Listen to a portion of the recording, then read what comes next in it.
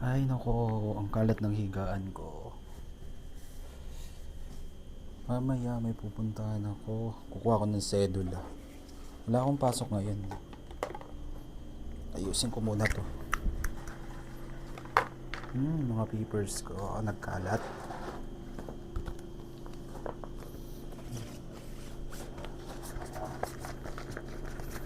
Yun. Yung bag, saan ko ba ilalagay ito? Dito na lang.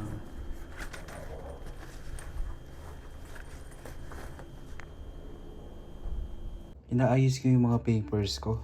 Application for ETIA program. Yan, mag-aaral ako ulit. Konti na lang, kukuha pa ako ng sedula niyan. Tapos, ano ba kasi yung kukunin ko? Duty status. Okay na yan. Nalagay ko na lahat, pati yung mga diploma ko, transcript of records, yung mga seminars and trainings, commendation, awards, nalagay ko na rin siya. Yan. So sana ay ma-approve tayo. Ako pala.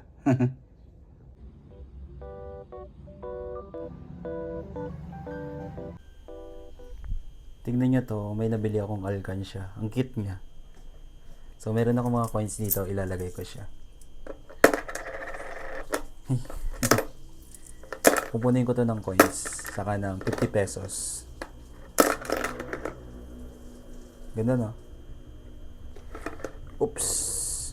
Tapos dito nga pala, itong notebook na to, dito ko nilalagay yung mga content ideas na pwede kong gawin. And then yung mga events na pinupuntahan ko, dito ko rin nilalagay.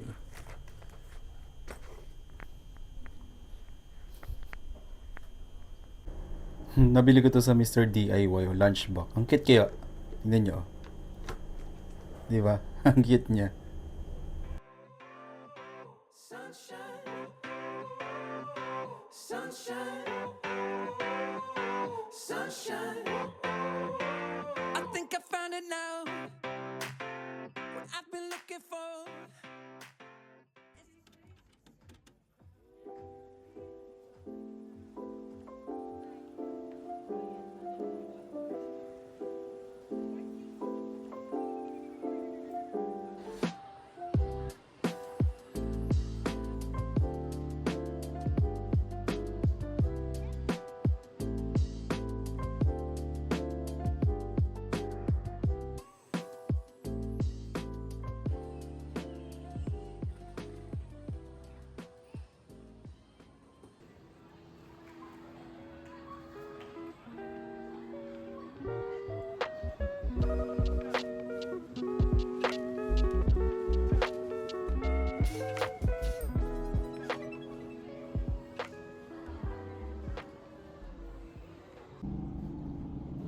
Hey, andito na ako sa bahay and sobrang nakakapagod yung araw na to.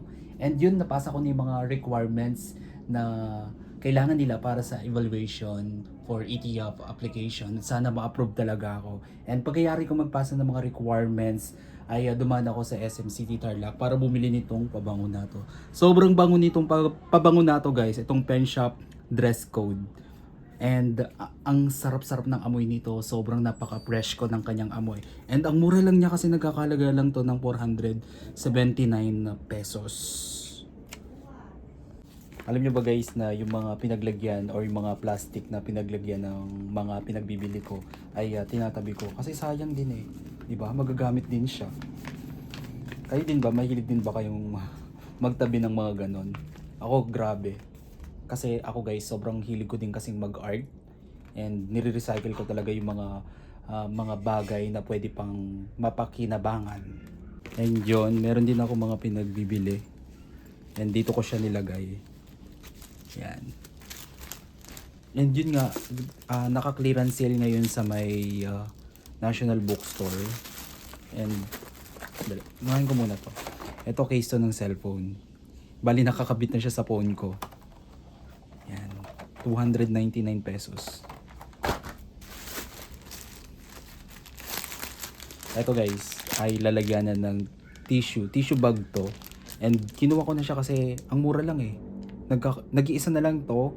And ang presyo niya is 11 pesos lang. 11 pesos lang. As in, 11 pesos lang. Ulit-ulit. And yun nga, bumili ako sa National Bookstore ng mga pencil case.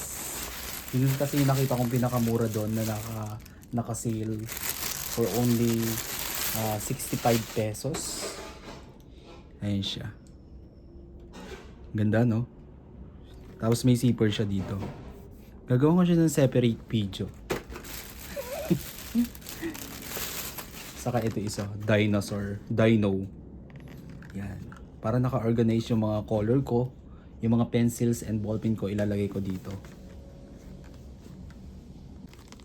Bumili din ako ng ballpen sa Mr. DIY. Gusto kong bumibili ng ballpen sa Mr. DIY. Maganda yung quality niya at affordable yung mga prices nila doon. Ang ganda, approve sa akin yung mga product ng Mr. DIY. Baka naman Mr. DIY.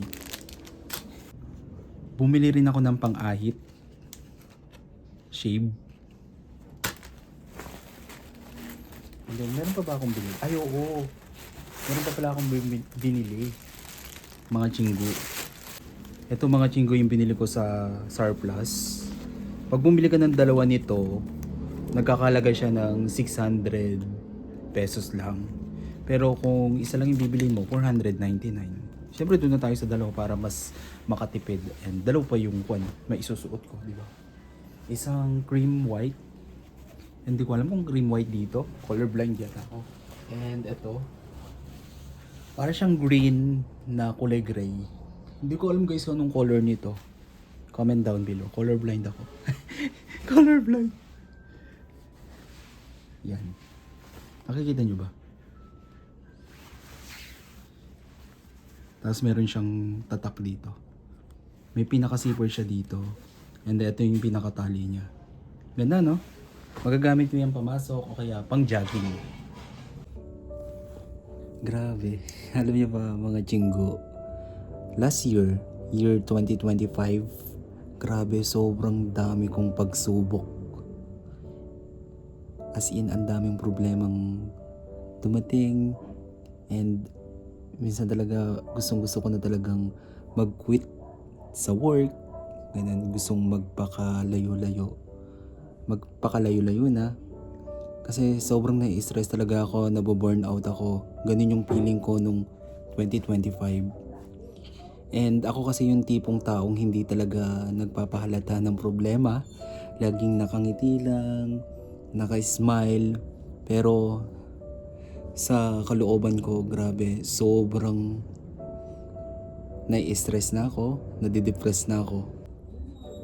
Tapos, alam nyo ba guys, na sobrang tinatamad na talaga ako na mag-work. Pinipilit ko lang kasi parang ako hindi na ako masaya. Parang hindi na healthy, ganun. Ganun yung pakiramdam ko. And talagang nagkaka-mental breakdown na ako kasi siguro nagbabantu-bantu na or nagiging mixed emotion na talaga ako, kaya minsan talaga napapaisip ako na mag-quit na lang, ganun. Eto, tapos na ang taong 2025. Nakasurvive naman ako sa tulong ng Panginoon. Siguro nakatulong din talaga sa akin yung pagsimba-simba ko kasi doon talaga ako naglalabas ng mga problema ko. Kay Lord lang talaga ako kumakapit. At lagi akong nagdadasal sa Kanya na sana matapos na yung mga problemang kinakaharap ko. And buti na lang guys, sobrang buti ng Panginoon. Kasi kahit paano ay nawawala yung problema ko, nalilesen yung problema ko kapag kinakausap ko. Idinudulog ko sa Kanya yung mga problema ko. Tanging si Lord lang talaga yung makakatulong sa atin. Ano ba yun? Sobrang emotional ako guys. I'm getting emotional. But yeah, sana itong 2026 maging positive lang tayo. Lagi tayong magdasal, kumapit sa Panginoon para yung mga pangarap natin sa buhay ay makamit natin. Yun lang guys. Kita-kits tayo ulit sa susunod na vlog ko. Sana ay magustuhan nyo itong mga content na ginagawa ko. Yun lang. Bye!